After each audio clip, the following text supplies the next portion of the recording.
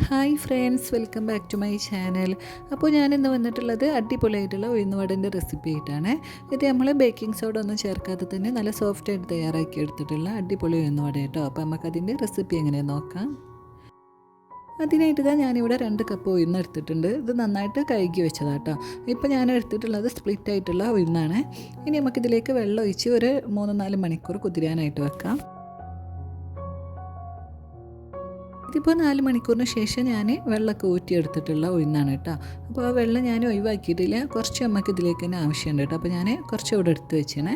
ഇനി നമുക്കിത് മിക്സിൻ്റെ ജാറിലേക്ക് ഇട്ട് കൊടുത്ത് നന്നായിട്ടൊന്ന് അരച്ചെടുക്കണം.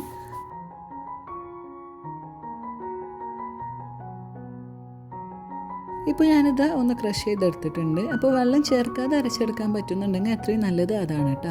പക്ഷേ നമ്മൾ മിക്സിൻ്റെ ജാറിലേക്ക് ഇട്ട് അരച്ചെടുക്കുമ്പോൾ അതെന്തായാലും ബുദ്ധിമുട്ടായിരിക്കും. അപ്പോൾ ഇതിലേക്ക് ഒരു 2 ടേബിൾ സ്പൂൺ മാത്രം വെള്ളം ചേർത്ത് കൊടുക്കുക. അപ്പോൾ ആ വെള്ളം ഞാൻ ഉയർന്ന് കുതിർത്ത വെള്ളമായിട്ട് ഒഴിച്ചു കൊടുക്കുന്നത്. അപ്പോൾ ഈ വെള്ളം ഒഴിച്ചെടുത്താൽ നമ്മളിത് കുറച്ച് നേരം ഒന്ന് റെസ്റ്റ് ചെയ്യാൻ വെക്കുന്നുണ്ട്. ആ സമയത്ത് ഒന്നും കൂടിയൊക്കെ ഒന്ന് മാവ് ഒരു സോഫ്റ്റായിട്ട് വരാനൊക്കെ ഈ വെള്ളം തന്നെ ഉപയോഗിച്ചാൽ നല്ലതാട്ടോ. നമ്മൾ സാധാ പച്ചവെള്ളം ഒഴിച്ചാലും കുഴപ്പമൊന്നുമില്ല. പക്ഷേ ഈ വെള്ളം തന്നെ ആകുമ്പോൾ ഒന്നും കൂടി സോഫ്റ്റായിട്ട് കിട്ടാനൊക്കെ ഹെൽപ്പ് ചെയ്യും കേട്ടോ. അപ്പോൾ ഇതാ ഫസ്റ്റ് ബാച്ച് ഇവിടെ അരച്ചെടുത്തിട്ടുണ്ട്. അപ്പോൾ ചെറിയ ചെറിയ തരിയൊന്നും ഉണ്ടെങ്കിൽ കുഴപ്പമൊന്നുമില്ല കേട്ടോ. ഇനി നമുക്ക് മുഴുവനായിട്ടും ഇതുപോലെ ഒന്ന് അരച്ചെടുക്കാം. അപ്പോൾ ഇതാ ഉഴുന്ന് മുഴുവനായിട്ട് ഞാൻ അതുപോലെ ഒന്ന് അരച്ചെടുത്തിന്. ഇനി നമുക്കൊരു 2-3 മിനിറ്റ് ഇത് കൈ വെച്ച് നന്നായിട്ടൊന്ന് കുഴച്ച് കൊടുക്കണം കേട്ടോ. അപ്പോൾ എങ്ങനെ ചെയ്യണം എന്തിനാ വെച്ചാൽ ഇത് നമ്മൾ പല വട്ടമായിട്ട് അരച്ചെടുത്തതല്ലേ. അപ്പോൾ എല്ലാം കൂടി ഒന്ന് മിക്സ് ആയിട്ട് വരാനും പിന്നെ നമ്മൾ ഉഴുന്ന് വട നല്ല പെർഫെക്റ്റായിട്ട് സോഫ്റ്റായിട്ട് വരാനും വേണ്ടിയിട്ടാണ് കേട്ടോ.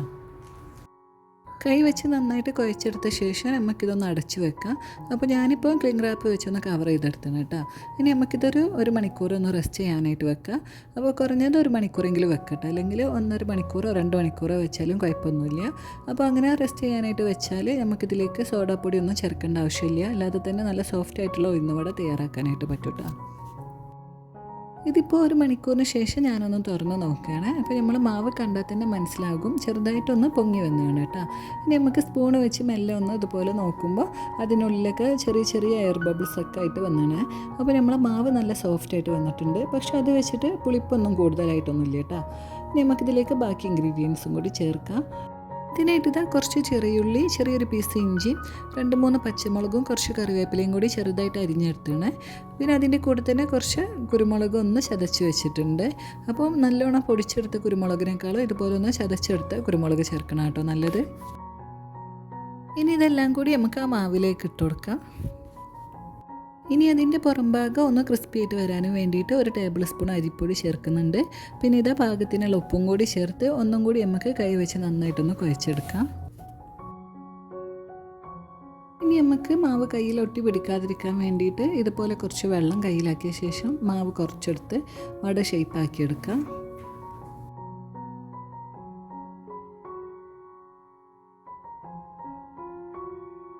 ഇതുപോലെ ഷേപ്പാക്കിയ ശേഷം നമുക്ക് ചൂടായ എണ്ണയിലേക്ക് ഇട്ട് കൊടുക്കട്ടെ. അപ്പോൾ ഞാനിവിടെ എണ്ണ ചൂടാക്കാനായിട്ട് വെച്ചിട്ടുണ്ടായിരുന്നേ. അതുപോലെ തന്നെ നമുക്ക് ബാക്കിയുള്ളതും കൂടി ഷേപ്പാക്കിയാണ്ട് ഇട്ട് കൊടുക്കട്ടോ. അപ്പോൾ ഇതാ ഒരു ഭാഗം റെഡി ആയി വന്നപ്പോൾ ഞാനൊന്ന് മറിച്ചിട്ട് കൊടുക്കുകയാണ്. ഫ്ലെയിം മീഡിയം ഫ്ലെയിമിൽ ഇട്ടുകൊണ്ട് ഫ്രൈ ചെയ്തെടുത്താൽ മതി കേട്ടോ. ഫ്ലെയിം കൂടി പോയാൽ പുറം ഭാഗം പെട്ടെന്നുണ്ട് കരിഞ്ഞ് പോകും, ഉൾഭാഗമാണെങ്കിൽ വെന്തിട്ടുണ്ടാകില്ല കേട്ടോ. അപ്പോൾ അതൊന്ന് ശ്രദ്ധിച്ചാണ്ട് ഉൾവശമൊക്കെ നന്നായിട്ട് വെന്ത് വരുന്ന രീതിയിലൊന്ന് ഫ്രൈ ചെയ്തെടുക്കാം. ഇതിപ്പോൾ 2 ഭാഗവും നന്നായിട്ട് ഫ്രൈ ആയിട്ട് വന്നിട്ടുണ്ട്. ഇനി നമുക്കിത് എണ്ണയിൽ നിന്ന് കോരി മാറ്റാം.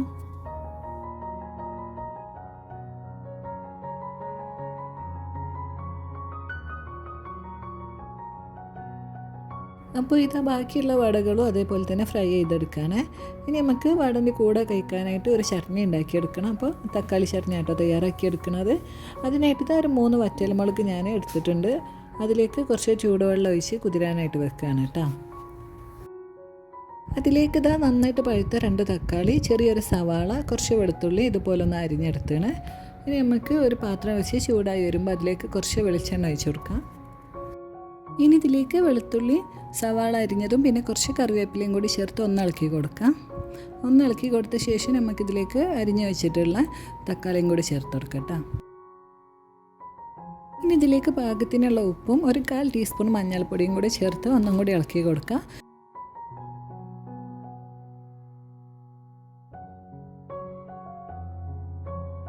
ഇനി ഇതിലേക്ക് ഇതിലേക്ക് നമ്മൾ കുതിരാനായിട്ട് വെച്ചിട്ടുണ്ടായിരുന്ന വറ്റൽമുളക് വെള്ളത്തോട് കൂടി ഇട്ട് കൊടുക്കാം. ഇനി ഇത് അടച്ച് വെച്ച് ലോ ഫ്ലെയിമിൽ വെച്ചുകൊണ്ട് ഒരു 5 മിനിറ്റ് എല്ലാം കൂടി ഒന്ന് വേവിച്ചെടുക്കണേ.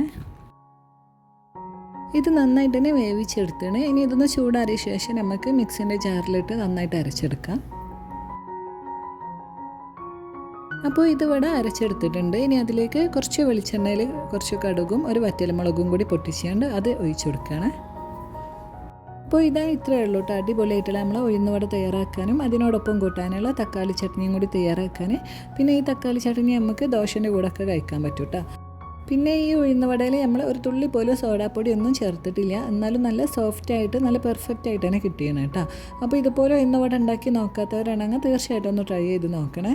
അപ്പോൾ ഇന്നത്തെ ഈ ഒരു റെസിപ്പി നിങ്ങൾക്ക് എല്ലാവർക്കും ഇഷ്ടമായെന്ന് വിചാരിക്കണം. അപ്പോൾ വീഡിയോ ഇഷ്ടമായാൽ ലൈക്ക് ചെയ്യുക, ഷെയർ ചെയ്യുക, സബ്സ്ക്രൈബൊക്കെ ചെയ്ത് ഒന്ന് സപ്പോർട്ട് ചെയ്യണേ. അടുത്തൊരു വീഡിയോ ആയിട്ട് വീണ്ടും കാണാം. അതുവരേക്കും ബൈ ഗൈസ്.